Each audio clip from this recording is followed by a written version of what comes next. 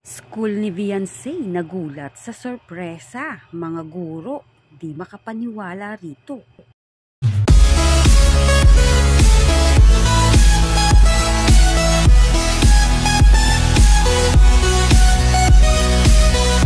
Ano nga ba ang sorpresa nito ni Beyonce sa kanyang eskwelahan?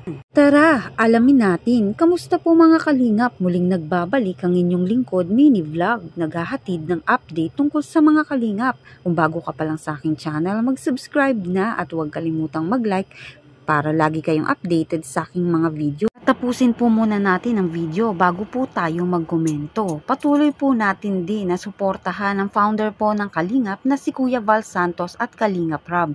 Dahil alam naman natin na madaming natutulungan sila ng mga kababayan natin. Araw-araw po natin na suportahan at panoorin ang kanilang mga videos. Sa nga pong magandang pangyayari dahil nga po natapos na din si Beyonce sa senior high school at alam natin masayang masaya ang mga magulang ni Beyonce dahil nga may college na silang anak. Kahit naman sino ay matutuwa dahil nga po natapos na ang kanilang anak, lalo na tong si Beyonce, at alam natin sa tulong din po ng pagpupursige at determinasyon nito ni Beyonce, tulong ng at suporta nga po ng Kalingap, lalo na ng mga sponsor, sila Kalingap Rob, sila Kuya Val, ay napagtagumpayan nga nito ni Beyonce ang kanya nga pong pag-aaral. At yun nga po, ang bago naman niya nga pong tatahakin, syempre ito nga pong pagpasok niya sa kolehiyo. Dito naman tayo, syempre, papahuli ba si Papa Eds? Alam naman natin na todo suporta nga po. Ito nga pong si Edu, very supportive boyfriend at talaga namang pormadong nga po nang dumalo nga po ito sa graduation nito ni Beyonce. At yun nga po, alam natin na si Kalingap Edu ay laging nandyan sa likuran nga lang po nito ni Beyonce at handa nga po itong tulungan at suportahan din si Beyonce. Lalo na nga dito nga po sa bagong papasukin nga po ni Beyonce na kurso, kung ano man po ang nais niyang kurso sa kolehiyo ay andyan lang din naman siyempre si Kalingap Edu na handa rin namang umalalay kay Beyonce. Alam natin mga kalingap na napakaswerte nga po nito ni Beyonce. Madaming blessing na natatanggap nitong si Beyonce natin. Kaya talaga namang pag di nga po ni Beyonce pagbutihan ang pag-aaral sa kolehiyo ay sayang naman. Dahil madami nga po ang nasuporta dito upang matupad lang ang mga pangarap nito. At yun nga ay dapat na talagang pahalagahan nga po at talaga namang samantalahin ni Beyonce na makapag-aral nga po. Di ba mga kalingap, tama naman ako na talaga namang dapat pahalagahan natin habang meron nga pong nagpapaaral sa atin.